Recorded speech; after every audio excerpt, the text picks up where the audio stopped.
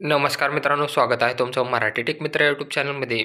ज्या शेतकऱ्यांनी 2023मध्ये पीक कर्ज घेतलं होतं, त्यांच्यासाठी आता दिलासादायक बातमी आहे.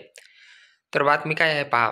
2023च्या खरीप हंगामामध्ये राज्यातील दुष्काळ सदृश परिस्थिती घोषित केलेल्या 40 तालुक्यामध्ये तसेच इतर तालुक्यातील 1021 महसुली मंडळामध्ये पीक कर्जाचे पुनर्गठन करणे व शेती निगडीत कर्जाच्या वसुलीस स्थगिती देण्याबाबत, म्हणजे जे काही पीक कर्ज आहे तसेच शेती निगडीत कर्ज आहे त्याची जी वसुली आहे ती आता त्याला स्थगिती देण्यात आलेली आहे. तर काय आहे जी आर पहा. 29 डिसेंबर 2023 रोजी महाराष्ट्र शासन सहकार, पवन व वस्त्रोद्योग विभाग यांच्यामार्फत एक शासन निर्णय निर्गमित करण्यात आलेला आहे. शासन निर्णय काय आहे ते आपण पाहूयात. सन 2023च्या खरीप हंगामात महसूल व वन विभाग, मदत व पुनर्वसन यांच्यामार्फत राज्यातील 40 तालुक्यामध्ये दुष्काळ जाहीर करून तसेच या तालुक्याव्यतिरिक्त इतर तालुक्यामधील ज्या महसुली मंडळामध्ये जून ते सप्टेंबर 2023 या कालावधीत सरासरी पर्जन्याच्या 75% पेक्षा कमी व एकूण पर्जन्यमान 750 मिलीमीटरपेक्षा कमी झाले आहे, अशा एकूण 1021 महसूल मंडळामध्ये दुष्काळ सदृश परिस्थिती घोषित करून दुष्काळी भागात उपाययोजना व सवलती लागू करण्याबाबत निर्देश दिले आहेत.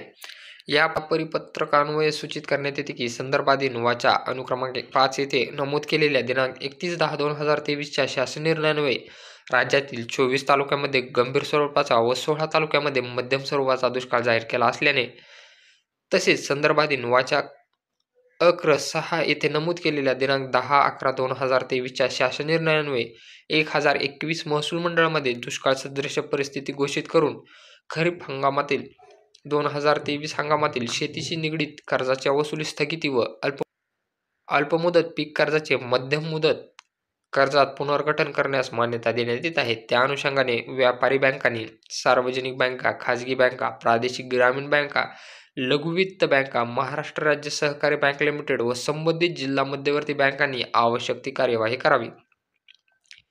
खरीप 2023 हंगामातील पीक कर्जाच्या परतफेडीचा दिनांक 31 मार्च 2024 असल्याने वरीलप्रमाणे बाधित तालुक्यातील जे शेतकरी विहित मुदतीत पीक कर्जाची परतफेड करू शकणार नाहीत, अशा शेतकऱ्यांनी लेखी संमती घेऊन 2023च्या हंगामातील पीक कर्जाचे व्याजासह भारतीय रिझर्व्ह बँकेच्या 17/10/2018 रोजीच्या निर्देशान्वये पुनर्गठन करण्यात यावे.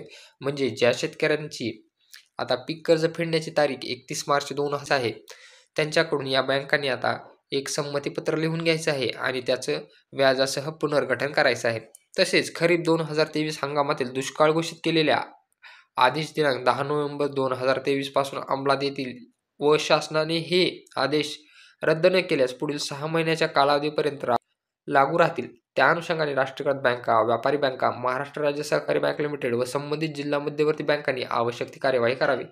खरीप 2023 मधील पीक कर्जाच्या पुनर्गठनाची कार्यवाही सर्व बँकांनी दिनांक 30 एप्रिल 2024 पर्यंत पूर्ण करावी व अशा शेतकऱ्यांना पुढील हंगामासाठी पीक कर्ज उपलब्ध करून देण्यात यावे. या शासन निर्णयाची अंमलबजावणी कटाक्षाने करण्यात येईल आणि सहकार आयुक्त व निबंधक सहकारी संस्था महाराष्ट्र राज्य पुणे तसेच समन्वयक राज्यस्तरीय बँकर समिती महाराष्ट्र पुणे यांनी दक्षता घ्यावी. तर अशा प्रकारचा हा शासन निर्णय आहे. ज्या शेतकऱ्यांनी आता पीक कर्ज तसेच शेतीशी निगडीत कर्ज घेतलं होतं आणि त्यांचा जर तालुका या महसुली मंडळात येत असेल जिथे दुष्काळ सदृश किंवा दुष्काळ परिस्थिती निर्माण झालेली आहे, अशा लोकांचे आता जे काही शेतीविषयी पीक कर्ज होतं किंवा कर्ज होतं त्याच्या वसुली स्थगिती देण्यात आलेली आहे आणि त्यांचं पीक कर्जाचं पुनर्गठन करण्यात येणार आहे. जर माहिती आवडली असेल तर यूट्यूब चॅनलला सबस्क्राईब करा, बेल आयकॉनला प्रेस करा. या GRची लिंक टेलिग्राम चॅनलवर देण्यात आलेली आहे आणि टेलिग्रामची लिंक तुम्हाला डिस्क्रिप्शन बॉक्समध्ये मिळून जाईल.